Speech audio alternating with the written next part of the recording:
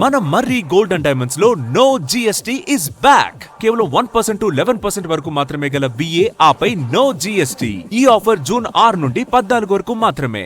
దేశాభివృద్ధికి విద్య, వైద్యమే బలమైన పునాది అని నీతి ఆయోగ్ సమావేశంలో ముఖ్యమంత్రి రేవంత్ రెడ్డి స్పష్టం చేశారు. కులగణన తర్వాత తెలంగాణ అభివృద్ధి నమూనాను నీతి ఆయోగ్లో వివరించిన ఆయన విద్యా విప్లవం, నైపుణ్యాభివృద్ధి, ప్రపంచ స్థాయి మౌలిక వసతులపై ప్రత్యేక దృష్టి అవసరమని సూచించారు. కేంద్రం చెబుతున్న వికసిత భారత్ 2047 లక్ష్యాన్ని సాధించాలంటే దేశంలోని ప్రతి విద్యార్థికి, పౌరుడికి నాణ్యమైన విద్య, మెరుగైన వైద్య సేవలు అందుబాటులోకి తేవాలని సూచించారు.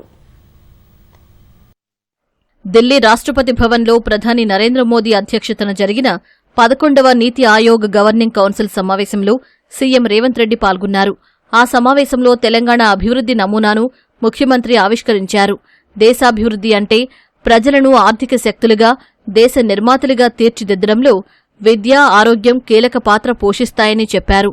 తెలంగాణ ప్రభుత్వం 2024లో నిర్వహించిన సామాజిక, ఆర్థిక, విద్య, ఉపాధి, రాజకీయ, కుల సర్వేలో కీలక అంశాలు వెలుగులోకొచ్చాయని రేవంత్ పేర్కొన్నారు.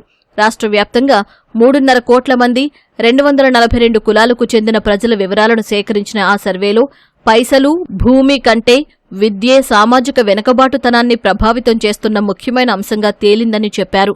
అందుకే ప్రతి పౌరుడికి నాణ్యమైన విద్య అందించడం ద్వారా మాత్రమే వికసిత భారత్ లక్ష్యాన్ని సాధించవచ్చని స్పష్టం చేశారు. స్వతంత్ర భారతావనిలో నాణ్యమైన విద్య అందించడం సవాలుగా మారిందని సీఎం వ్యాఖ్యానించారు. అందుకే ప్రభుత్వ పాఠశాలల్లో విద్యార్థులు చేరేందుకు అవసరమైన అన్ని సౌకర్యాలను కల్పిస్తూ ప్రభుత్వం విద్యా విప్లవానికి శ్రీకారం చుట్టిందని పేర్కొన్నారు. తెలంగాణ పబ్లిక్ స్కూళ్లలో ఇంగ్లీష్ మీడియం, డిజిటల్ తరగతులు, ఉచిత అల్పాహారం, మధ్యాహ్న భోజనం, సాయంత్రం స్నాక్స్, పాఠశాల బస్సులు, క్రీడా సౌకర్యాలు, నాణ్యమైన బోధన అందిస్తున్నట్లు వివరించారు. నర్సరీ నుంచి ఇంటర్ వరకు ఒకే క్యాంపస్లో చదివే అవకాశం కల్పిస్తున్నామన్న ముఖ్యమంత్రి యంగ్ ఇండియా స్కూల్స్ కులాల మధ్య గోడలు కూల్చేస్తాయని విశ్వాసం వ్యక్తం చేశారు. అన్ని వర్గాల వారంతా కలిసి చదువుకోవడం, కలిసి జీవించడం వల్ల కుల వివక్ష తగ్గుతుందని అభిప్రాయపడ్డారు. యువతకు కొత్త నైపుణ్యాలు అవసరమని సీఎం రేవంత్ రెడ్డి చెప్పారు. తయారీ, సేవారంగాలు, భారీ ఉపాధి అవకాశాలు సృష్టించేందుకు regional ring road, regional ring railway, green energy ప్రాజెక్టులు అభివృద్ధి చేస్తున్నట్లు తెలిపారు. యువతకు ప్రపంచస్థాయి శిక్షణ అందించేందుకు యంగ్ ఇండియా స్కిల్స్ యూనివర్సిటీ ఏర్పాటు చేసినట్లు వివరించారు. రాష్ట్రంలోని అన్ని ఐటీఐలను ఆధునిక సాంకేతిక శిక్షణా కేంద్రాలుగా మార్చేందుకు టాటా గ్రూప్తో భాగస్వామ్యం కుదుర్చుకున్నట్లు తెలిపారు. ఆ ప్రాజెక్టులో టాటా సంస్థ 2100 కోట్ల పెట్టుబడి పెడుతుందన్నారు. తెలంగాణ రైజింగ్ విజన్లో భాగంగా 2034 నాటికి తెలంగాణను $1 ట్రిలియన్ ఆర్థిక వ్యవస్థగా, 2047 నాటికి $3 ట్రిలియన్ ఆర్థిక శక్తిగా తీర్చిదిద్దడమే లక్ష్యమని చెప్పారు.